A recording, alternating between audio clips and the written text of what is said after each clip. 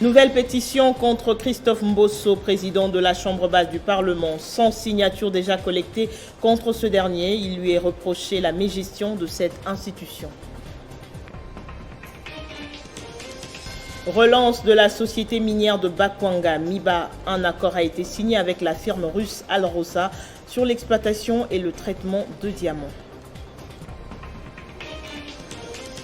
Et en sport, Coupe d'Afrique des Nations de volleyball Rwanda 2021, après leur succès face au Mali, c'est demain que les Léopards de la RDC vont affronter les Aigles de Carthage de Tunisie en quart de finale. Édition du journal, merci de nous renouveler votre confiance et merci d'être là sur Télé 50. Musellement du débat, blocage du contrôle parlementaire, retard dans la tenue des plénières, manque de respect envers ses collègues députés. Telles sont entre autres les fautes reprochées à Christophe Mbosso, président de la Chambre basse du Parlement, initié par le député national Adrien Poba. Près de 100 signatures ont déjà été collectées. Et pour en parler, nous avons joint pour vous les députés nationaux Tamboué et Moro Moro. On les écoute.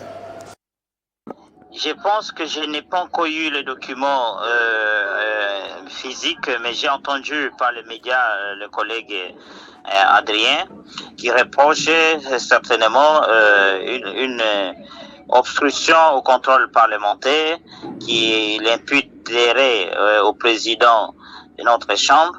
Et il avance également des arguments sur la gestion du débat démocratique à l'interne qui est totalement offusqué. Et je pense que initier une pétition est un droit légitime pour tout un député, pris individuellement ou globalement, mais quant à ce qui concerne une pétition de règlement des comptes, moi je pense que celle-là, elle n'est pas la bienvenue. Vous le savez très bien, monsieur le journaliste, à l'est du pays, nous avons décrété l'état des sièges par la signature du président de la République. Au moment où on est en train de se battre pour voir comment éradiquer définitivement ces tueries qui se font à l'Est, je pense qu'il n'est pas opportun qu'on puisse aller dans ce sens-là. On risque de bloquer l'Assemblée nationale. La société minière de Bakwanga, Miba, et la firme russe Alrosa sont tombés d'accord sur l'exploitation et le traitement de diamants, le but étant de se conformer désormais aux normes mondialement reconnues en vue de parvenir à relancer la junte minière, autrefois poumon économique de l'espace Grand Kasaï. Alrosa, la plus grande société d'extraction des diamants au monde, et la société minière de Bakwanga Miba ont signé un protocole d'accord pour accroître leurs activités ainsi que la coopération technologique, scientifique et technique. Cet accord a été signé en mode visioconférence par Vladimir Marchenko, directeur général adjoint, chef de la division africaine d'Alrosa, et Paulin Lukusa Moudiaï Kalonji, directeur général AI de la Miba. La signature a eu lieu au bureau du conseiller spécial du chef de l'État en matière d'infrastructure, Alexis Kayembe de Bampende. En effet, c'est en 2019 que le président Félix-Antoine Tshisekedi Tshilombo avait chargé son conseiller spécial de pouvoir mener ces négociations qui ont finalement abouti à cet accord historique. Les deux parties ont exprimé leur espoir d'une coopération continue et mutuellement bénéfique. Alrosa et Miba vont travailler ensemble pour explorer, extraire et traiter les diamants conformément aux meilleures pratiques mondiales en matière de gestion responsable, de développement durable et de transparence. Ils vont aussi partager les technologies et les connaissances pour assurer le développement durable de l'industrie minière du diamant. Les deux entreprises coopéreront conformément aux mécanismes internationaux d'autorégulation de l'industrie et aux normes internationales pour une ingénierie responsable de la chaîne d'approvisionnement en diamants. Les représentants d'Alrosa et de la Miba ont noté que la signature du protocole d'accord marque une nouvelle étape dans le développement de l'industrie minière du diamant en République démocratique du Congo. Ces partenariats stratégiques entre Alrosa et la Miba créera une valeur significative pour l'industrie minière congolaise, son économie et sa population. Élection des gouverneurs et vice-gouverneurs au Kasaï oriental, c'est dans un futur proche. Le député national Eric Ngalula Ilunga, l'un des potentiels candidats de l'UDPS, explique ici la grande vision qu'il a pour cette province. Mon plan d'action est dénommé Eric Ngalula Ilunga, candidat gouverneur, pour un Kasaï où il fait beau vivre. Je vous ai dit, l'harmonie entre les institutions. Je veux, pour la province du Kasaï oriental, la paix et la sécurité. Quand il n'y a pas ça, mais rien ne va marcher. Lorsqu'on vous dit dans tel ou tel autre coin, il y a eu vol, il y a eu meurtre. Je suis pour la diversification de l'économie. Et cela passe principalement par l'agriculture, priorité des priorités, l'élevage, et aussi en ce qui concerne le développement, le cœur du développement d'une entité, d'une province, d'un pays, ce sont les infrastructures de base. L'électricité, les routes urbaines, mais aussi les routes de dessert agricole.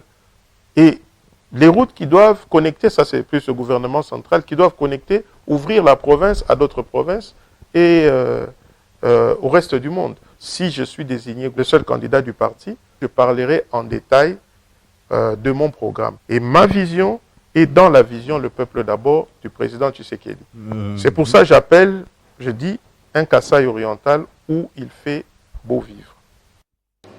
Face aux accusations et attaques personnelles dont est victime le député national Dani Banza de la part de ses détracteurs, les notables du Haut-Lomami ont, dans une déclaration, apporté leur soutien à l'ambassadeur itinérant du chef de l'État, Dani Banza Maloba, et profitent de l'occasion pour mettre en garde tous ceux qui propagent des fausses nouvelles pour salir son image. Suivez la déclaration au micro de Jean-David Kilolo. Nous, notables des 5 territoires qui composent la province du Haut-Lomami, après avoir lu dans les réseaux sociaux avec amertume et indignation les messages haineux et discriminatoires accusant faussement l'un des dignes fils du Haut-Lomami en la personne de Dani Banza Maloba. Dès ce qui précède, tenons à confirmer que Dani Banza Maloba est bel et bien fils et natif du Haut-Lomami, fils de Banza Baudouin, originaire du territoire de Boukama. Sommes prêts à barrer la route à tous les politiciens qui sont à la base de ces messages de diabolisation dont l'objectif est de déstabiliser ces dignes fils du Haut-Lomami. Donnons un carton rouge à tous ces politiciens et détracteurs de Dani Banza Maloba et leur disons qu'ils se sont trompés de cibles et d'adversaires. Réitérons notre soutien indéfectible au président de la République et chef de l'État, son Excellence Félix Antoine Tshisekedi Tshilombo, pour la confiance qu'il ne cesse de placer en l'un des fils du Haut-Lomami, nous citons l'ambassadeur itinérant Dani Banza Maloba. Tout en prenant la communauté, tant nationale qu'internationale, à témoin, mettons pour toute une bonne fois en garde tous ces prédateurs, car la prochaine fois ne tournera pas en leur faveur. Deuxième jour du séminaire de formation à Kinshasa sur le kabylisme, une initiative de l'ASBL Kabila Forever qui vise à vulgariser les réalisations et la vision de l'ancien président de la République sur le redressement de la RDC. Regardez. Du gouffre dans lequel se trouvait le pays en 2001 lorsqu'il accède au pouvoir, de manière on ne peut plus tragique, jusqu'à l'alternance pacifique de 2018, en passant par les premières élections démocratiques et crédibles du pays, pas une, ni deux, mais 3 fois, Joseph Kabila en a fait du chemin et a marqué les esprits dans le pays, comme sur la scène internationale. Mouvement de soutien à l'ancien président de la République et son idéologie, l'association Kabila Forever a initié 3 journées de séminaire sur l'enseignement du kabylisme.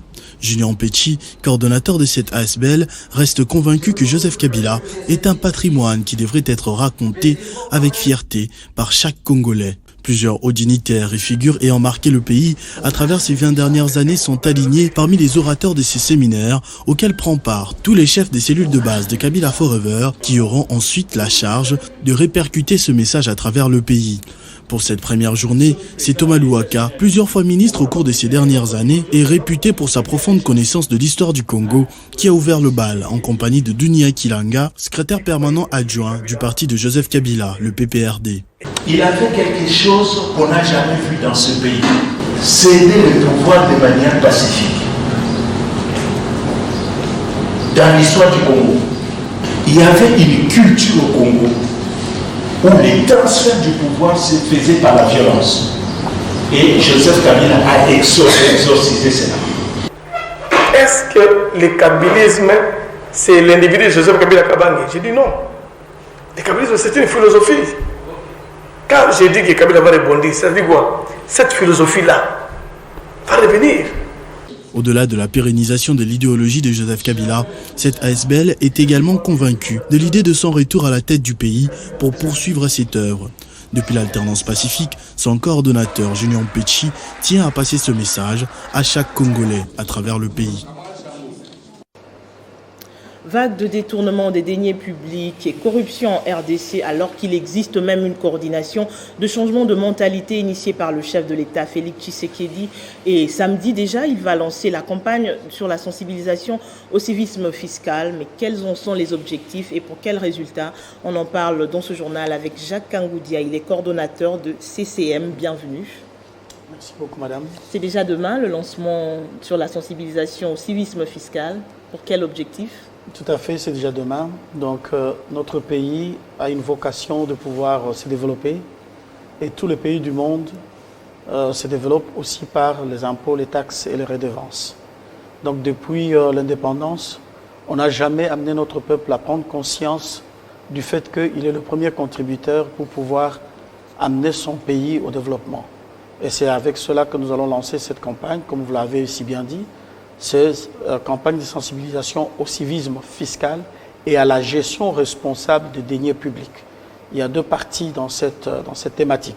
La première partie, c'est la sensibilisation pour que tout le monde puisse pouvoir s'acquitter de ses devoirs fiscaux, parce que c'est un droit constitutionnel, un devoir constitutionnel.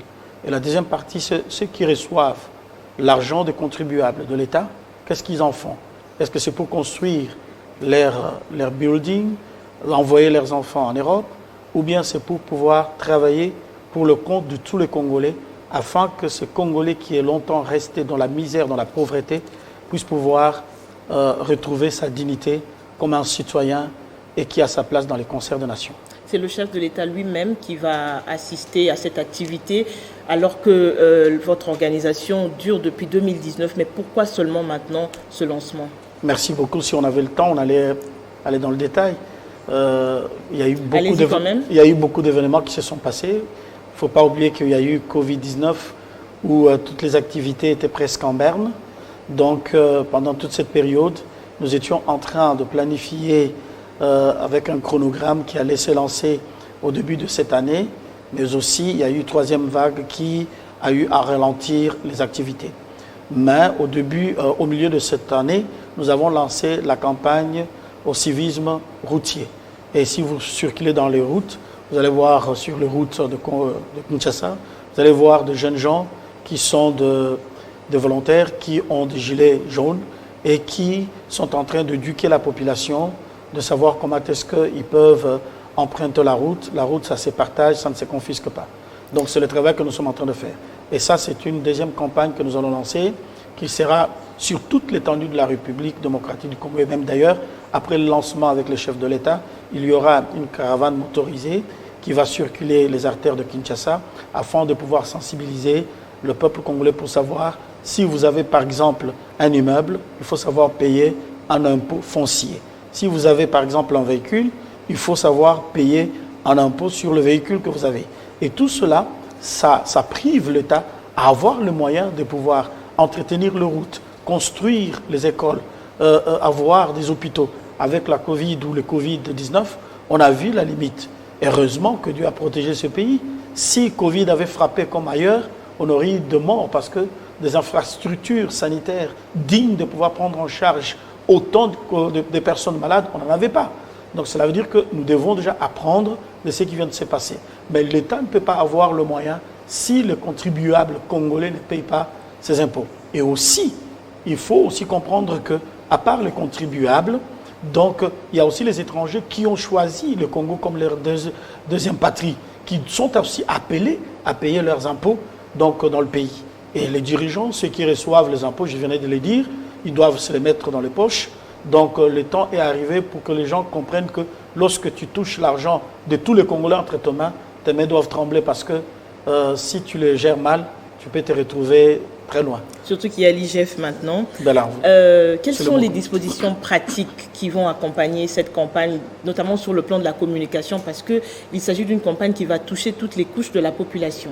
Parce que c'est une campagne qui va s'étendre sur toute l'étendue de la République. Donc, il y aura des canaux cibles. Donc, nous allons passer par le média comme Télé 50 et d'autres médias partenaires, d'autres médias qui sont dans le pays, dans la ville. Et aussi, nous allons passer par les églises, nous allons passer par les écoles, par les universités, les instituts supérieurs, par les familles. Il y aura de porte-à-porte, il y aura des bénévoles, il y aura des volontaires. Donc, il y aura une communication, comme vous l'avez dit dans votre langage, 360 degrés. Donc, on va utiliser tout ce qu'on peut utiliser pour pouvoir arriver à éveiller la conscience de l'homme congolais, de comprendre que Congolais Ndemutu Akoki Kotonga Congo et non pas l'étranger.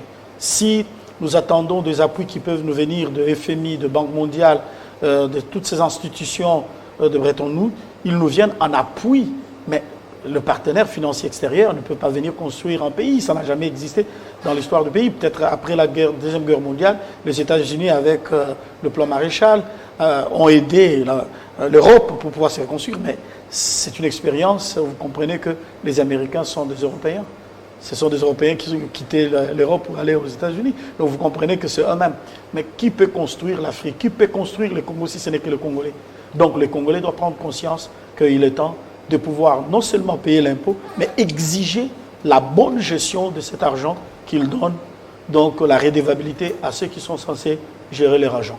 J'ai envie de dire, après l'activité de demain, quelle sera la suite? Parce que on envoie des activités à Kinshasa, au Congo. N'est-ce pas un nouveau discours de plus ou une activité de plus, justement pour voiler la face aux Congolais de ce qui se passe en dehors? Et vous avez raison, c'est vrai.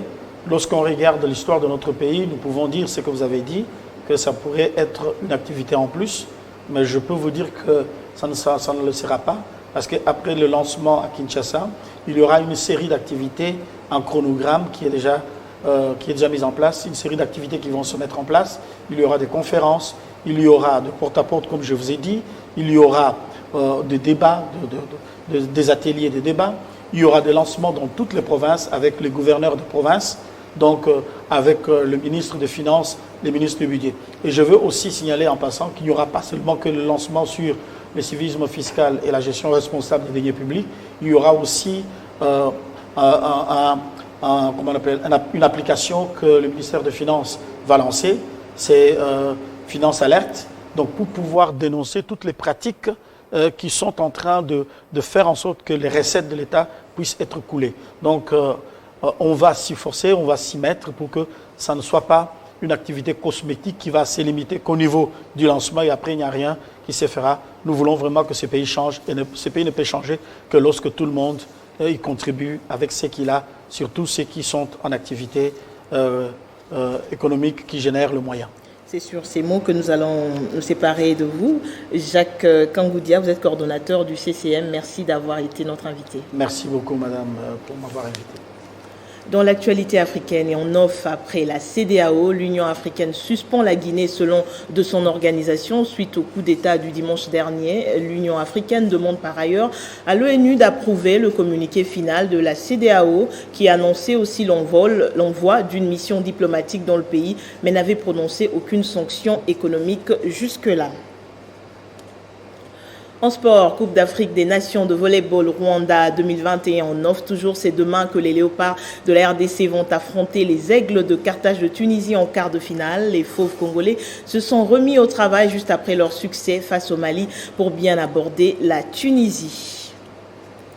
Et avant la troisième journée des éliminatoires au Mondial 2022 qui interviendra le 6 octobre prochain, la Fédération congolaise de football association a fait une restitution des 2 missions effectuées par les Léopards Football Senior messieurs à Lubumbashi et à Cotonou et le ministre des Sports et Loisirs Serge Condé y a pris part.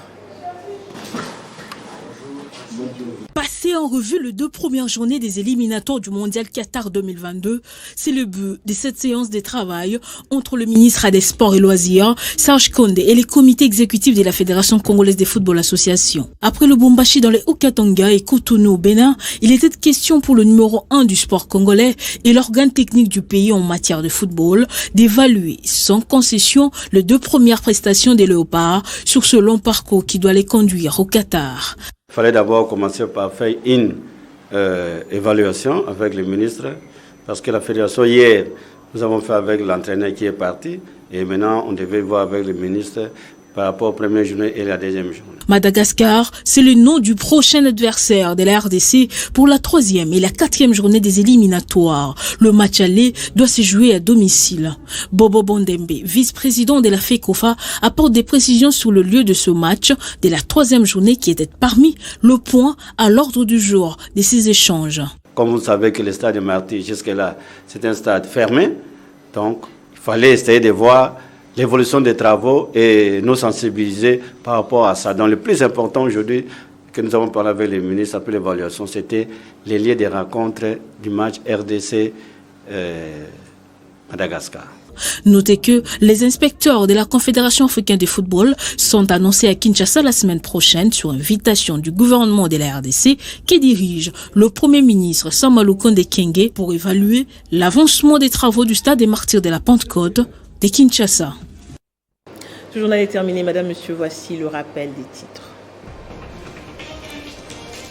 Nouvelle pétition contre Christophe Mbosso, président de la Chambre basse du Parlement. Sans signature déjà collectée contre ce dernier, il lui est reproché notamment la mégestion de cette institution. Relance de la société minière de Bakwanga Miba. Un accord a été signé avec la firme russe Alrosa sur l'exploitation et le traitement de diamants. Coupe d'Afrique des Nations de volleyball Rwanda 2021 après leur succès face au Mali. C'est demain que les Léopards de la RDC vont affronter les Aigles de Carthage de Tunisie en quart de finale.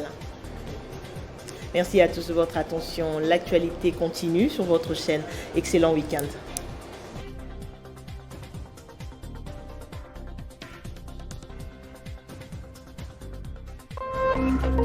Téléchargez les infos Télé 50 sur www.tele50.cd.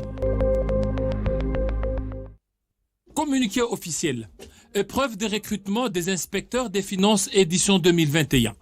L'inspection générale des finances, IGF en sigle, porte à la connaissance des candidats au recrutement des inspecteurs des finances ayant participé à la première épreuve du concours du 5 septembre 2021, qui sont tous invités à se présenter à la deuxième épreuve qui sera organisée le 10 octobre 2021 dans le même site ou dans d'autres qui leur seront communiqués avant cette échéance. La dite épreuve comportera un test psychotechnique, la dictée et un test professionnel. Pour les filières droit, économie, finance, les tests professionnels portera sur les matières suivantes: finances publiques, comptabilité, droit des sociétés, commercial, droit administratif, audit, fiscalité et droit fiscal. Le test professionnel pour les filières informatique et construction portera sur les matières spécifiques respectives. Il y a lieu de noter que les candidats ne sont pas autorisés à entrer dans les salles avec les stylos à billes, les téléphones portables, les papiers brouillons, le montre ainsi que les calculettes. Par ailleurs, l'inspection générale des finances informe tous les candidats que pour des raisons de dysfonctionnement organisationnel, les résultats de l'épreuve du concours du 5 septembre 2021 ne seront pas pris en compte dans l'évaluation finale. Fait à Kinshasa, le 9 septembre 2021, Jules Alinguete signe.